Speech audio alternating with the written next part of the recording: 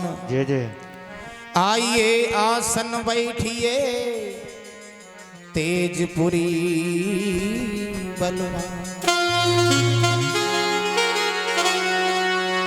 तो जिनकी सेवा भाव से हर ऋणी रहे श्री राम, ऐसे राम के भक्त को मेरा कोटि कोटि प्रणाम। बोलिए हनुमान जी महाराज की। तो संत हमारी आत्मा, संत मेरे सिरमौर, सबको सीताराम हो मेरी अपने अपने ठौर। बोलिए संत भगवान की।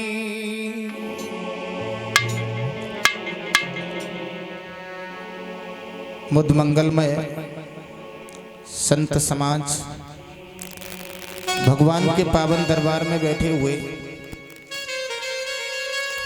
भगवान की पावनमयी कथाओं को अमृत पान करने वाले प्रिय भक्तगण, सीता अनसुईया के समान इस भूमि को पवित्र करने वाली हमारी माताएं एवं बहनाएं, अर्चनीय वंदनीय परम पूज्य हमारे संत भगवान, आज भगवान की पावनमयी कथा चलते चलते ये 7वां दिवस व्यतीत होने को जा रहा है। जहां तक हमारी आवाज पहुंच रही हो, सभी भाइयों से, माताओं बहनाओं से, बुजुर्गों से निवेदन है कि थोड़ा थोड़ा वक्त निकाल करके भगवान के दरबार में आए और भगवान की पवित्रमयी कथाओं को अमृत पान कर अपने जीवन को यथार्थ बनाए। अभी आप सभी भक्तगण श्री व्यास जी के मुखारविंद से भगवान के पावन पावन चरित्रों को श्रवण कर रहे थे। भगवान योगी राज कृष्ण श्याम सुंदर परीक्षित जी गोकुल वृंदावन को छोड़ करके मथुरा के लिए चले गए। परसों का वायदा करके गए थे, लेकिन बरसें व्यतीत हो गई, लौट करके नहीं आए। वृंदावन का कंकड़ पत्थर, गोपी ग्वाल, माँ यशोदा बुरी तरह से परीक्षित जी रो रहे हैं। एक बात मैं आपको और बताऊं, परीक्षित जी, आज भगवान की कथा का समापन है और कल भंडारा हो जाएगा।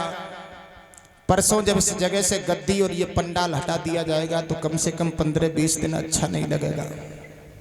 सिर्फ भगवान की कथाएं होती नहीं, बस ये जगह खाने को दौड़ेगी 10-15 दिन। विचार करने की बात, जहां पर सिर्फ भगवान की कथाएं होती नहीं उस जगह पर अच्छा नहीं लगेगा, और जहां से भगवान स्वयं गए होंगे, वाह भाई वाह, वहां की दशा क्या होगी। ये तो गोपियों से पूछो, ग्वालाओं से पूछो, माँ यशोदा से पूछो।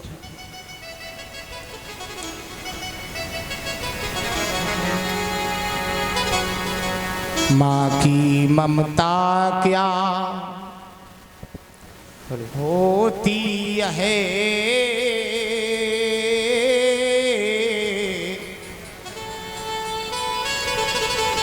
ये यशोदा के दिल से पूछो। परीक्षित जी, माँ की ममता क्या होती है ये यशोदा मैया के दिल से पूछो। माँ की ममता क्या होती है, ये यशोदा के दिल से पूछो।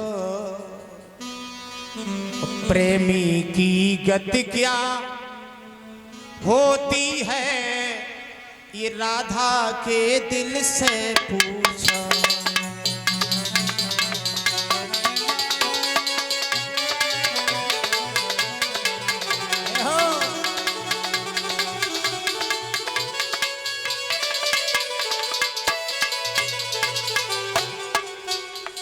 परीक्षित महाराज,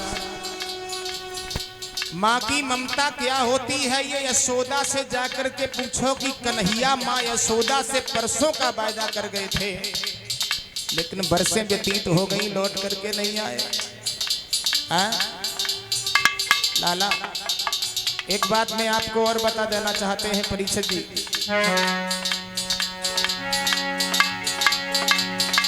जिसने ना करी गुरु की सेवा, जय जय, जिसने ना करी गुरु की सेवा, वो ज्ञान लड़ाई क्या जाने।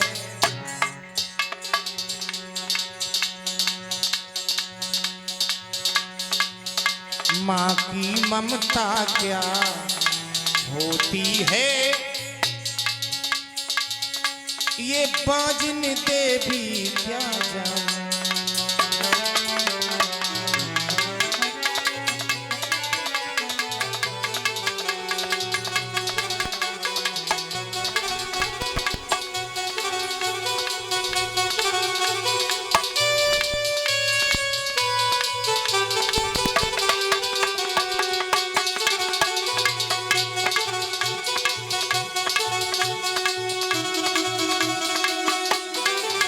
और परीक्षित जी,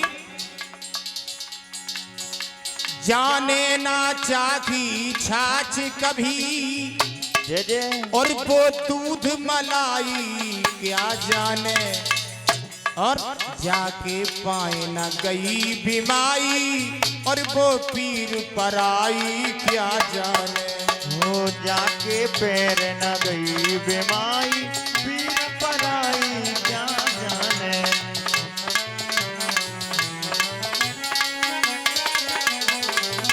क्या जाने।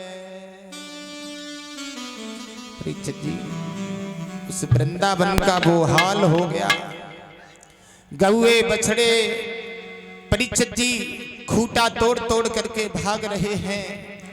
गोपियां जो हैं वो दशा बन गई गोपियाओं की परीक्षित जी। कहीं अगर कोई काम में लग जाती हैं, भगवान की याद आती है तो वो काम भूल करके भगवान की विरह वेदना में पागल होने लगती है। एक मैं आपको और बात बता रहे हैं परीक्षित जी। भगवान ने परसों का वायदा किया था। परसों का वायदा क्यों किया था जरा गौर करें, यहां पर एक रहस्य छुपा हुआ है। और हमारे श्रीमान महेश शास्त्री जी जहां कहीं भी हो मंच के पास में आ जाए। आइए परीक्षित जी, परसों का वायदा इसलिए किया था भगवान ने कि परसों में बहुत बड़ा रहस्य छुपा हुआ था। परसों भगवान ने 100 वर्षों का वायदा किया था राधा से कि राधा हम 100 वर्षों के बाद में आएंगे। शंका की बात यहां पर एक और है, 100 वर्षों का ही वायदा क्यों किया? चलो छोड़ो परीक्षित जी, गोकुल वृंदावन और मथुरा की दूराई कितनी है? 3.5 कोस की। वृंदावन से मथुरा, गोकुल से मथुरा 3.5 कोस की दूराई है। अगर गोपियां इधर भगवान की याद में रो रही थी तो गोपियां 1-2 दिन के लिए चली जाती, भगवान को तसल्ली धारण करके स्वयं तसल्ली बंधा करके लौट आती।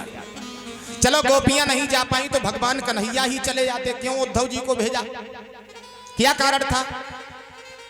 माफी चाहेंगे यहां पर परीक्षित जी, राधा जी को श्राप लगा हुआ था कि भगवान कन्हैया के 100 वर्षों तक दर्शन नहीं होंगे।